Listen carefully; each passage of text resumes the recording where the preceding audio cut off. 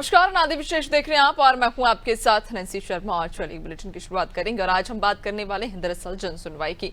तो मध्य प्रदेश में जन सुनवाई में एक तरफ जनता की समस्याओं का निराकरण हो रहा है तो हेल्थ चेकअप का भी यहाँ पर कहीं ना कहीं लोगों के लिए सुविधा दी जा रही है। वहीं ग्रामीण इलाकों में ग्रामीणों को जिला मुख्यालय जाने से निजात मिल रही है। पुलिस थानों में भी जन सुनवाई पूरी की है। एसपी कार्यालय जाने की जरूरत नहीं है। गांव में ही आयुष्मान और राशन कार्ड जैसे अनेक जरूरी कार्ड और दस्तावेज बनाए जा रहे हैं। 70 साल से ऊपर के बुजुर्गों के लिए आयुष्मान कार्ड भी बनाए जा रहे हैं। इसके अलावा बहुत सारी समस्याएं लेकर भी लोग पहुंच रहे हैं। बिजली, सड़क, पानी, शिक्षा, स्वास्थ्य से लेकर कानून व्यवस्था तक कई गंभीर समस्याएं हैं जिनका निराकरण जन सुनवाई के दौरान हो रहा है। कई मुद्दे जन सुनवाई से उठकर जनता के बीच पहुंचे हैं और मीडिया में भी उनकी गूंज सुनाई दी है। ऐसे में जो कमियां सामने आ रही हैं, क्या उनका भी इतनी ही त्वरित गति से समाधान होगा? इस संदर्भ में जन सुनवाई की क्या स्थिति है, इसका जायजा लेंगे। पहले ये रिपोर्ट देखते हैं।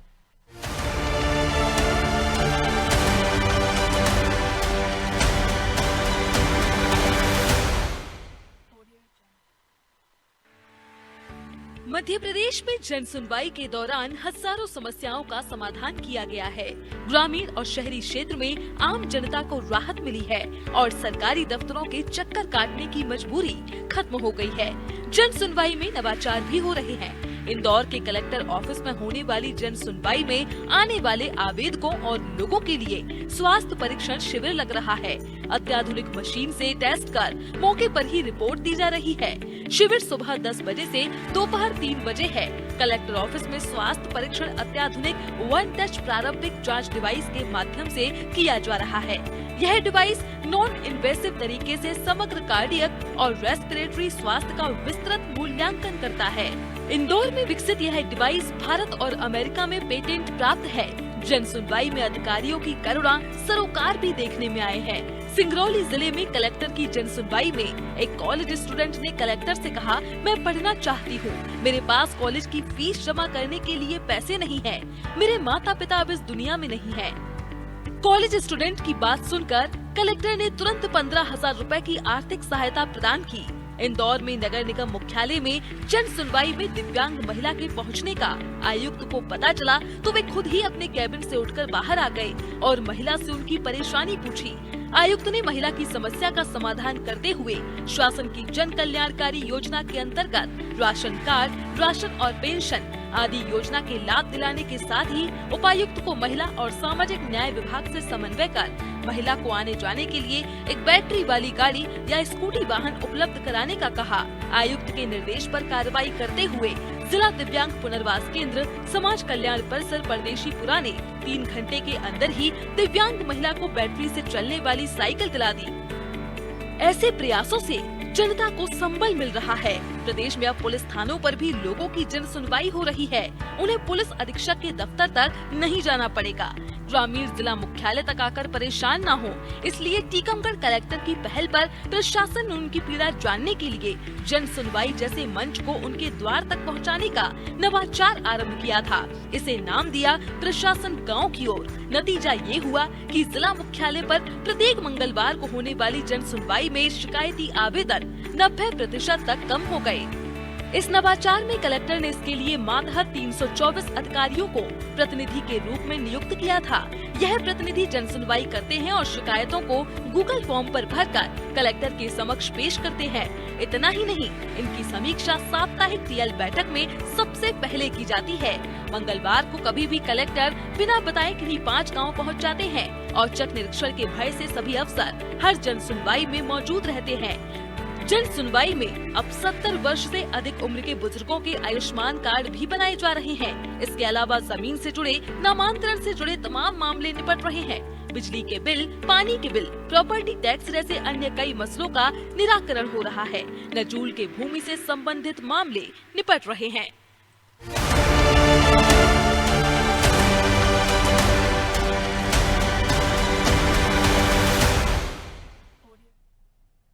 तो देखा आपने किस तरह से जन सुनवाई में जहां लोग पहुंच रहे हैं अपनी समस्याओं को लेकर और इस उम्मीद के साथ में कि उनकी समस्याओं का समाधान होगा। संबंधित अधिकारी उनकी समस्या को सुनेंगे और उनकी समस्याओं का समाधान हो भी रहा है। और आज इसी पर हम ज्यादा चर्चा करेंगे, हकीकत भी जानेंगे। अलग अलग जगह से हमारे सहयोगी हमारे साथ में जुड़ चुके हैं। सबसे पहले रिजवान की ओर हम रुक कर लेते हैं। राजधानी भोपाल से रिजवान हमारे साथ में जुड़ गए हैं।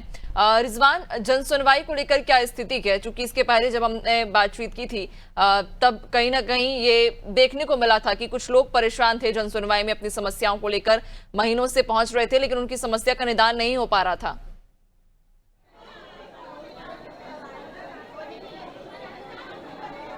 बिल्कुल नैन्सी, जिस तरीके से हर मंगलवार को होने वाली जनसुनवाई इस मंगलवार को भी हो रही हो, लेकिन समस्याओं का निराकरण नहीं हो रहा है। देख सकते हैं भोपाल कलेक्टर का नज़ारा है, जो आशा उषा कार्यकर्ता है वो यहाँ पर पहुँची हैं और काफ़ी हंगामेदार ये जो जनसुनवाई है वो यहाँ पर हो रही है। और भोपाल कलेक्टर जो विक्रम कौशलेन सिंह है वो भी मौजूद हैं और उनसे जो है ये वार्तालाप कर रही हैं कार्यकर्ता, आशा उषा कार्यकर्ता है। और इनका कहना है लंबे समय से काम कर रहे हैं लेकिन सुनवाई जो है वो नहीं हो रही है। और जो कई विधायकों से और मंत्रियों से, जो जिम्मेदार अधिकारी हैं, उनसे मुलाकात कर चुके हैं, लेकिन उसके बाद भी जो है समस्याओं का निराकरण नहीं हो रहा है।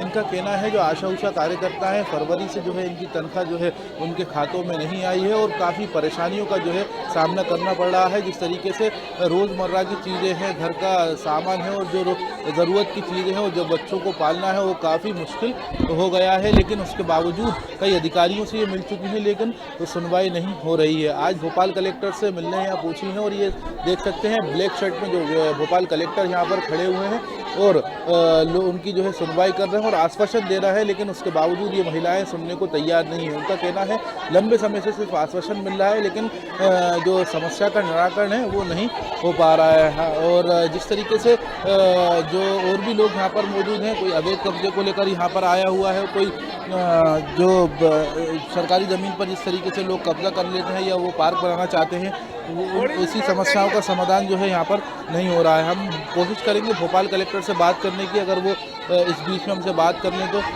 जो आशा उषा कार्यकर्ता हैं उनसे बात करने, जो बात कर रहे हैं भोपाल कलेक्टर से बात करने की कोशिश में। सर, आज आशा उषा कार्यकर्ता यहाँ पर पहुँची हैं और लंबे समय से शिकायत। अब भाई रुकिए भाई, इन लोगों से पहले बात करने दीजिए ना। आप लोग ऐसा है, सुनिए, आप लोगों ने अपनी बात बता दी, मैंने आपके पॉइंट समझ लिए। आपके 3 पॉइंट हैं जो मैं समझ पाया हूँ। पहला पॉइंट ये है कि आपका जो 2 एग्जीक्यूशन की प्रॉब्लम है कि आपका बकाया पैसा नहीं मिल रहा है, 3 महीने से पेमेंट ही नहीं है, नहीं कुछ पैसा होल्ड हो गया वो नहीं मिल रहा है। तीसरा उनका है कि पॉलिसी लेवल पे ये है कि आप चाह रहे हैं एक फिक्स किया जाए, तो वो तो हमारे हाथ में नहीं है, उसको तो हम ऊपर भेजेंगे लिख के आपके एप्लीकेशन के बेस पे, वो आप एप्लीकेशन मुझे दे दीजिएगा। जो ये वाला है, मैं एक SDM को लगाता हूँ इस काम में कि वो खुद बैठ के बैंक में, ट्रेजरी में, अगर कहीं ऊपर से कोई प्रॉब्लम आ रही तो मैं बात कर लूँगा। ये पूरा मैं करके आपका 1-2 दिन में सॉल्व कराने की पूरी कोशिश करें। हाँ मैंने, हाँ तो मैंने,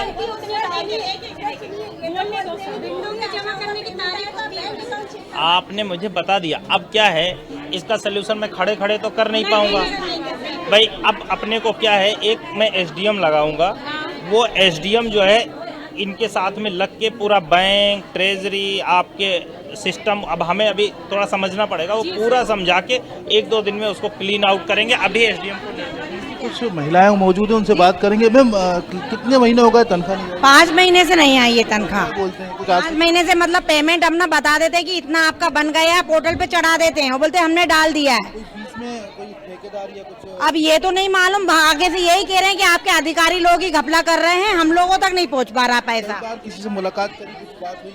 हम अपने जो हमारे DCM सर हैं उनसे बात करते हैं, वो कहते हैं करवा रहे हैं। अभी कल भी उनने मैसेज डाला कि हमने कर दिया आपका रूटीन। काफी 5 महीने से घर में पैसा नहीं आया तो कितनी दिक्कत हो रही है। तो देखिए, साफ तौर से तमाम जो लोग हैं नैन्सी यहाँ पर मौजूद हैं और कई लोग अलग अलग समस्या लेकर पहुंचे हैं, लेकिन समस्याओं का निराकरण जो है उनका नहीं हो पा रहा है। और भोपाल कलेक्टर भी उनसे बात कर रहे थे, लेकिन उनका कहना है 2 दिन के अंदर जो है इनकी समस्याओं का निराकरण होगा। जी बिल्कुल, यानी कि समस्याएं कई सारी हैं और यहाँ पर कोशिश यही की जा रही है कि सभी की समस्याओं का जल्द से जल्द निराकरण हो। कलेक्टर खुद आज पहुंचे हैं, जिस तरह से आशा कार्यकर्ताओं से उन्होंने बातचीत की और आश्वासन दिया है कि 2 दिन के भीतर उनकी समस्याओं का समाधान होगा। देखने वाली बात होगी रिजवान के आखिरकार ये आश्वासन जो है वो कब तक सही साबित होगा और जिस उम्मीद के साथ में यहाँ पर आशा कार्यकर्ता पहुंची हैं वो उनकी उम्मीद सफल होगी या नहीं। बने रहिएगा, आपसे हम और भी आगे चर्चा करेंगे। अन्य सहयोगी भी हमारे साथ में जुड़ गए हैं। मंडला से प्रसन्ना चंद्रोल हमारे साथ में जुड़ गए हैं, उन्हीं की ओर हम सीधा रुख कर लेंगे। प्रसन्ना, मंडला में क्या स्थिति है जन सुनवाई को लेकर? जिस तरह से राजधानी भोपाल की हमने अभी तस्वीर देखी, कलेक्टर खुद पहुंचे हैं, उन्होंने खुद खड़े होकर समस्याएं सुनी हैं और आश्वासन तो दिया है। अब खैर उस आश्वासन के बाद धरातल पर वो समस्या कितनी सुलझ पाएगी या नहीं सुलझ पाएगी ये समय बताएगा, लेकिन आश्वासन उन्होंने आज दे दिया है। अगर मंडला की बात करें तो क्या स्थिति है? जी, आज मंगलवार का दिन है और यहाँ पे जिला योजना सभागार कक्ष में जन सुनवाई चल रही है। यहाँ पे अभी 50 के लगभग आवेदन आ चुके हैं और मैं आपको बताना चाहूंगा कि यहाँ पे ग्राम पंचायत बहंगा के ठेकरा टोला से कुछ महिलाएं अपनी समस्याओं को लेकर आई हुई हैं और ये अपनी समस्या को लेकर कलेक्टर महोदय को आवेदन तो इन्होंने दे दिया है, पर इनको कलेक्टर महोदय ने क्या आश्वासन दिया है, आइए हम इन्हीं से पूछते हैं। क्या समस्या लेकर आप आज यहाँ पहुंचे हैं? हम ग्राम बहंगा जो रोड कभी बनी नहीं की है, जिसमें 3 पुल हैं वो टूट गई है और बच्चों को भी आना जाना में दिक्कत हो रही है, ऑटो भी नहीं जा सकती। जो रूट से हम चल रहे हैं, हम है डामरीकरण से ही हम है वो लेके सीसी रोड। कलेक्टर महोदय ने क्या बोला आपको? बोले कि हो जाएगा बरसात करके। नहीं, यानी आपने जो आवेदन आज कलेक्टर महोदय के समक्ष जो दिया है, तो कलेक्टर महोदय ने आपको क्या आश्वासन दिया है? बरसात करके आपके समस्या का हल हो जाएगा, जो भी बन जाएगा। बरसात के बाद अगर आपके गांव की रोड अगर नहीं बन पाती है तो फिर आप क्या करेंगे इसके आगे? आगे कार्रवाई करेंगे। तो मैं आपको बताना बिल्कुल चाहूंगा, प्रसन्ना, यहाँ पर आश्वासन तो दिया गया है कि जल्द से जल्द उनकी समस्या का समाधान होगा। जो मुख्य मार्ग की समस्या को लेकर वे पहुंची थी, लेकिन यही देखने वाली बात होगी कि आश्वासन तो हर बार दे दिया जाता है, लेकिन उस आश्वासन के बाद काम कितना होता है ये देखने वाली बात रहेगी। बने रहिएगा और भी आपसे हम आगे चर्चा करेंगे। भिंड की ओर रुक कर लेते हैं। अखिलेश भिंड से हमारे साथ में लगातार बने हुए हैं। अखिलेश, भिंड में क्या स्थिति है? चूंकि इसके पहले मंगलवार की यदि हम बात करें तो यहाँ पर मिला जुला असर देखने को मिला था। कुछ लोगों की समस्याओं का हल हो भी गया था, जबकि कुछ लोग ऐसे भी थे जो कि कई महीनों से चक्कर काट रहे थे। और अगर अभी बात करें तो फिलहाल क्या स्थिति है? अखिलेश, आपकी आवाज हम तक जी बोलिए। बिल्कुल हम बताना चाहेंगे, भिंड कलेक्टर के द्वारा यहाँ पर जन सुनवाई अभी की जा रही। लगभग 30 से 35 आवेदन अभी आ चुके हैं। सबसे ज्यादा आवेदन अभी पानी और पेयजल और नामांतरण के जैसे आवेदन सबसे ज्यादा आ रहे हैं और सभी यही समस्या ज्यादा ग्रामीण अंचलों की समस्या सबसे ज्यादा आ रही है। तो भी ग्रामीण अंचलों में देखा जाता है कि पेयजल की समस्या सबसे पीएचई विभाग के द्वारा जो है यहाँ पर हैंडपंप गाँव लगे हैं तो उनको खराब हो जाने पर उनको सही नहीं किया जा रहा है, तो ऐसे में उन लोगों को परेशानी आ रही है। तो कहीं ना कहीं पीएचई विभाग के सामने ज्यादा शिकायत आ रही है और नामांतरण को लेकर, क्योंकि अभी सीजन ऐसा चल रहा है तो क्योंकि यहाँ पर फसलें नहीं है तो ज्यादातर बंटवारे का काम चलता है, तो बंटवारे में नामांतरण या बंटवारे में परेशानी आ रही। राजस्व विभाग की शिकायतें यहाँ पर अभी ज्यादातर आई हैं क्योंकि 30 से 35 आवेदन आ चुके हैं। इसमें राजस्व विभाग और पीएचई विभाग से संबंधित शिकायतें आ चुकी हैं। तो ऐसे में भिंड कलेक्टर लगातार पीएचई अधिकारी वहां पर भी बैठे हैं। भिंड कलेक्टर लगातार यही उनसे आदेश भी निर्देशित कर रहे हैं कि इन लोगों को कोई परेशानी न हो। जहां पर जिस गांव से अगर फोन पहुंच रहा है तो पीएचई विभाग की वहां पर टीम तुरंत पहुंचे, उन पेयजल की समस्या को निवारण किया जाए। और बिजली से संबंधित अभी 3-4 से आवेदन कुछ लोग आए थे, उन्होंने बताया कि बिजली की समस्या सबसे ज्यादा हो रही है। या तो फॉल्ट की बात करें या तो यहाँ कहीं बिजली कटौती ज्यादा हो रही है, तो ऐसे में गर्मी के सीजन में लोग परेशान ज्यादा हो रहे हैं। तो इन शिकायतों पर लगातार भिंड कलेक्टर आवेदनों को सुन रहे हैं और कार्रवाई के निर्देश भी दे रहे हैं। तो भिंड कलेक्टर का यह भी लगातार कहना है, जो भी अधिकारी अगर इन पर कार्रवाई नहीं करेगा, अगर इन लोगों की नहीं सुनेगा तो उनको अगले मंगलवार को उनको जवाब देना पड़ेगा और अगर उन्होंने जवाब सही तरीके से नहीं दे पाया तो उन पर कार्रवाई करने का काम भी करेंगे। तो इससे लोग संतुष्ट हो जाते हैं और उनकी कार्रवाई भी हो जाती है। कहीं ना कहीं लोग जो अपनी बड़ी आस लेकर दूर दराज से लोग आते हैं कि हम जन सुनवाई में अगर आवेदन तो हमारी समस्या का हल हो, तो ऐसे में भिंड कलेक्टर लगातार समस्या का हल करवा रहे हैं और दूर दराज से लोगों को परेशान न हो। तहसील स्तरों पर भी वह प्रत्येक मंगलवार को जाकर वहां पर जन सुनवाई करते हैं जिससे लोग परेशान न हो। आवेदनों की संख्या घटी है। पहले आवेदनों में लगातार 100 आवेदन आते थे यहाँ पर, लेकिन अब आवेदन 40 से नीचे आवेदन आने लगे हैं क्योंकि इनका निराकरण हो रहा है। तो ऐसे में समस्याएं घट रही हैं और तहसील स्तरों पर जन सुनवाई हो रही तो वहाँ के लोग मुख्यालय पर नहीं आ रहे हैं। तो ऐसे में भी आवेदनों की संख्या घट रही है। और बिल्कुल, यानी कि आवेदनों की मुख्यालय- संख्या घट रही है और ये कहीं ना कहीं दर्शाता है कि भिंड में जो जनसुनवाई है वो सार्थक सिद्ध हो रही है, लोगों की परेशानियों का समाधान हो रहा है। बने रहिएगा और भी आपसे आगे चर्चा करेंगे। एहसन पटेल की ओर रुख कर लेते हैं, सागर से हमारे साथ बने हुए हैं। एहसन, आपके पीछे लोगों की काफी भीड़ दिखाई दे रही है और सागर में यदि हम बात करें जनसुनवाई को लेकर, लोगों में क्या प्रतिक्रिया है, लोग क्या कह रहे हैं जनसुनवाई में पहुंचकर, उनकी समस्या का समाधान वाकई हो पा रहा है या नहीं? देखिए नैन्सी, जब मंगलवार को जन सुनवाई होती है और यहाँ के जो सागर कलेक्टर हैं वो जन सुनवाई करते हैं और यहाँ के जिले के जो आला अधिकारी हैं वो तमाम अधिकारी बैठते हैं। आप हमारे पीछे देख सकते हैं कि सैकड़ों से ज्यादा की संख्या में यहाँ पर लोग अपनी अपनी शिकायत लेके आए हैं, जो यहाँ से आवेदन बनवा के और अपनी शिकायत लेके अधिकारियों के पास अंदर जा रहे हैं। तो कुछ हमारे साथ में जो शिकायत करने के लिए लोग आए हैं, हम उनसे भी बात करेंगे। क्या नाम है आपका? क्या शिकायत लेके आए थे आप?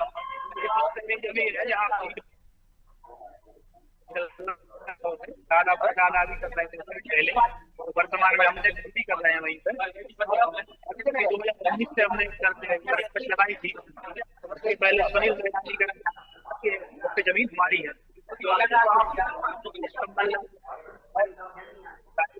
उसके बाद अभी रविवार और सोमवार की रात है बाउंड्री वॉल को कलेक्टर जी से निवेदन करने आए हैं कि क्या सूचना मिला है आप? फिर आप लोग जैसा कि आवेदन यहाँ से ले जाते हैं तो वो आवेदन किसको देते हैं? हमारा एक केस लगाया है सिविल कोर्ट में। देखिए, तो इनका सिविल कोर्ट में केस चल रहा है और एक व्यक्ति और हम इनसे भी जानेंगे क्या शिकायत लेके आए। शिकायत हमारे समाज के कपिल प्रजापति की है, जो पूर्व से इनके परिवारजन ये कहा जाए तो बाप दादा वहाँ पर इकट्ठे जमीन होने के बाद और किसी इकट्ठा का काम करते हैं। तो अभी वर्तमान में कुछ व्यक्ति वहाँ पर चल रहा है, उसके बाद ही करेंगे। और कुछ पांडे इन लोगों ने बना रखी थी, तो पांडे को क्षतिग्रस्त कर दिया और साथ इनको धमकी भी दे रहे हैं कि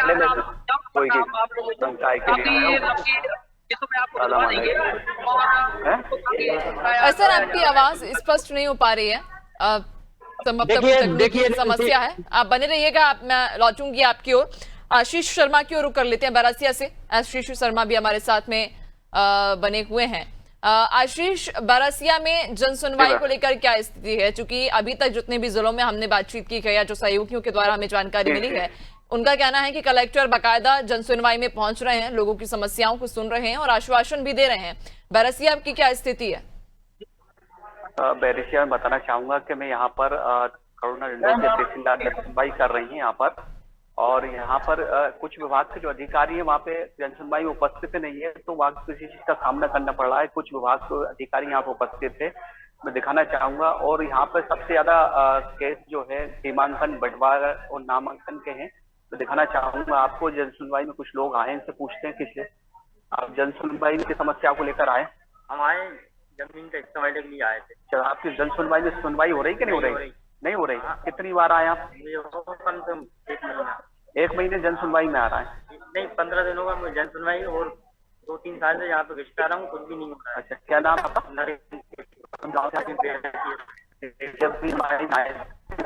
खुशी वो कह रहा है 1 महीने से लगातार ये जनसुनवाई में आ रहा हूँ, कोई सुनवाई नहीं हो रही, कोई जमीन का कुछ मामला है।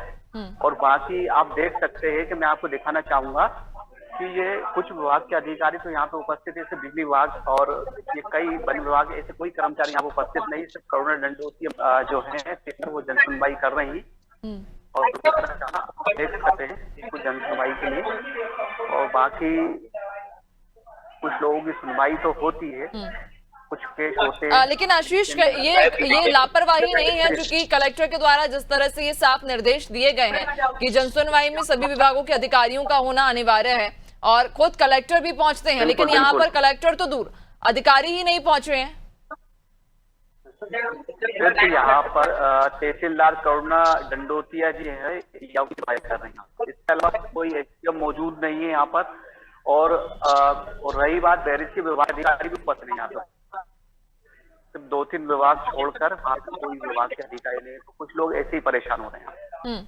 बिल्कुल, एक बड़ी कहीं ना कहीं बड़ी लापरवाही की है, जनता परेशान हो रखी है। और जब ये साफ तौर पर निर्देश दिए गए हैं कि जनसुनवाई में सभी विभागों के अधिकारियों का होना अनिवार्य है, लेकिन उसके बावजूद यहाँ पर अधिकारी नदारद हैं। मुश्किल से 2 या 3 विभाग के लोग ही जो हमें तस्वीरों में दिख पा रहे हैं, हम लोग ये बैठे हैं।